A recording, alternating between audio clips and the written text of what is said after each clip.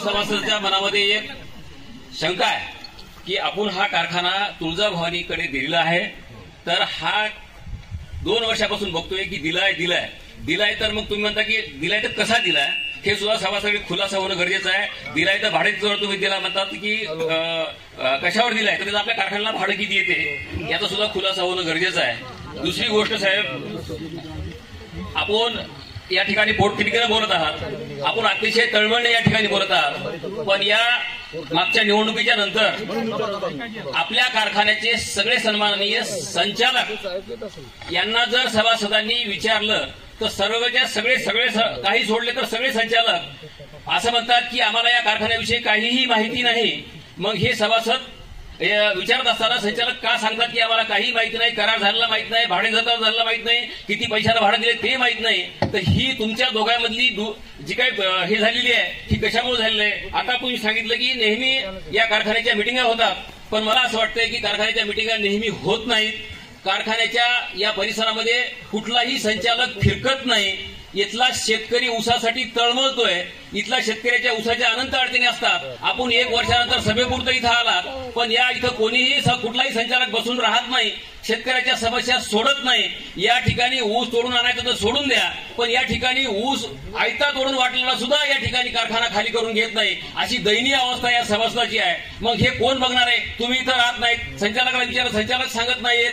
हा एक माझा विषय आहे. दुसरा विषय असा आहे की आपण इथं काम करणाऱ्या कर्मचाऱ्याचा साधारणतः 1.5 कोटीपर्यंत काही यांचं देणं आहे, हे सुद्धा आपल्या कारखान्याकडे आपण कापून घेऊन सुद्धा दिलेलं नाही. या संदर्भामध्ये सुद्धा आपल्याला या ठिकाणी खुलासा गरजेचा आहे.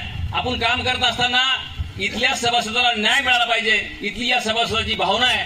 आणि नेहमी या परिसरामध्ये जेव्हा इथला शेतकरी येईल त्याची या प्रश्नाची सोडवणूक झाली पाहिजे, हीच आमची भावना आहे. बाकी तुम्ही जे आता भाषण केलं की शेतकऱ्यासाठी केलं, पण याच्यामध्ये 2-3 मुद्दे मला थोडेसे वेगळे वाटले. एनसीडीसीचं जे कर्ज आपण म्हणता की एनसीडीसीचं कर्ज सन्माननीय बोर्डीकर साहेबांनी लावून घेणं आणि भरण्यामध्ये फरक आहे. कुठल्याही कारखान्यानं एनसीडीसीचं कर्ज भरलेलं नाहीये. आपण खोटी आकडे या ठिकाणी सांगितलेत आणि आपण आता याचा अगोदर सुद्धा उल्लेख केला की मी या ठिकाणी काम करत असताना आपल्याला सुद्धा एमएससी बँकेनं वारंवार आपल्याला कर्ज दिलेलं आहे. आपण ते कर्ज घेऊनच हा कारखाना चालवलेला आहे.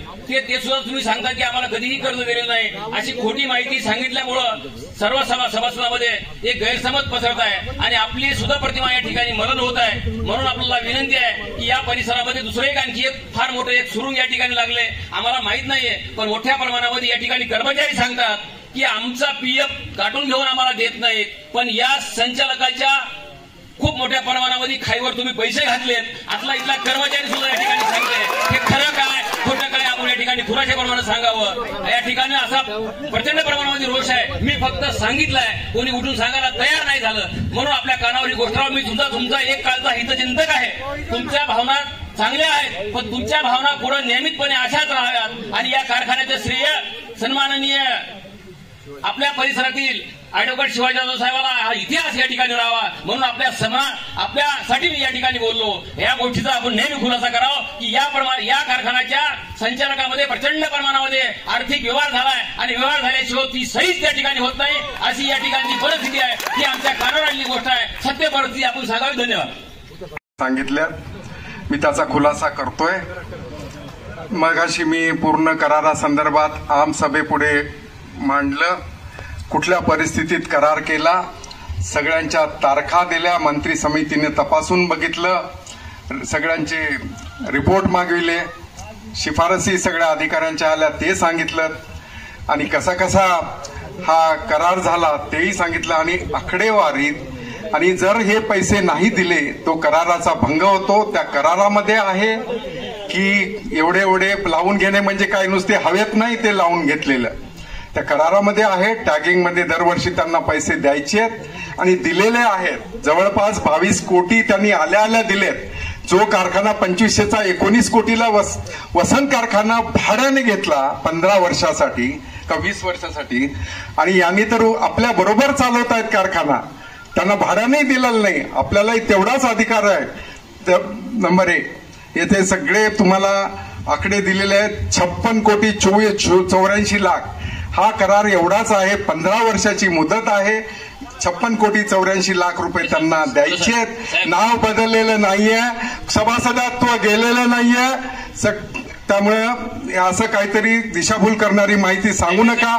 नंबर 2, संचालकाच्या बैठकी होत असतात तुम्हाला, आणि काही तुम्ही जे सांगितलं की संचालकांना काहीतरी झालंय, त्याच्यात काही तथ्य नाही. आपल्या कारखान्याचे जे हितचिंतक आहेत सकाळी उठल्यापासून संध्याकाळपर्यंत त्यांना काहीच उद्योग नाही, नुसते व्हॉट्सअपवर असतात आणि मेसेजेस फिरवत असतात. तर अशांना की काय कुठलंही काहीही झालेलं नाही, त्याच्यात काय तुमच्याकडे हे त्याच्यात तथ्य नाही. आणि रायता विषय कर्मचाऱ्यांचा, मी मगाशी कर्मचारी मला भेटले, बागल साहेब आणि ते दुसरे सगळे कर्मचारी भेटले. अतिशय समजदार मंडळी आहेत. जरी उशीर झाला पगार द्यायला, काही अडचणीमुळे झाला, अजून त्यांचं लोन नाही होतंय, अजून प्रायव्हेट असून त्या प्रॉपर्टी मॉर्गेज करायला तयार असून नाही झालेलं, आणि तुम्ही तज्ञ संचालक होते, तुम्हाला सगळी माहिती आहे की आपल्याला एमएससी बँकेचं लोन कोणी होऊ दिलं नाही आणि कधीपासून झालं नाही. माहिती असताना तुम्ही हे बोलता, मला याचं आश्चर्य वाटतंय. त्यामुळे बाकी कुठलंही याच्यामध्ये नियमाला धरूनच सगळं झालेलं आहे सगळं. आणि संचालक सगळे जण कोणीही इथं संचालक आहे, तुम्ही सांगा कोणी बैठका झाल्या नाही म्हणून. एकेकाला होऊ द्या, तुमचा नंतर येईल, बसा खाली तुम्ही. ठीक आहे. आता कर्मचाऱ्यांचा प्रॉव्हिडंट फंड आणि पगार राहिलेली, उलट त्यांनी 2-3 कोटी दिलं हो, 1-2 महिन्याचा पगार दिला नाही. सगळं ते सगळं आपण दिवाळीच्या आधी देणार आहे. आपल्याला कारखाना चांगला चालवायचा आहे, त्याची क्षमता वाढवायची, सगळ्यांचं हे केलंय. धन्यवाद. सन्माननीय आणि उपस्थित सर्व सभासदांचं मनपूर्वक स्वागत करतो. या ठिकाणी साहेब मी तुम्हाला 25 तारखेला रितसर सभेला मीटिंग होत नाही म्हणून दिलेलं आहे, त्याचं उत्तर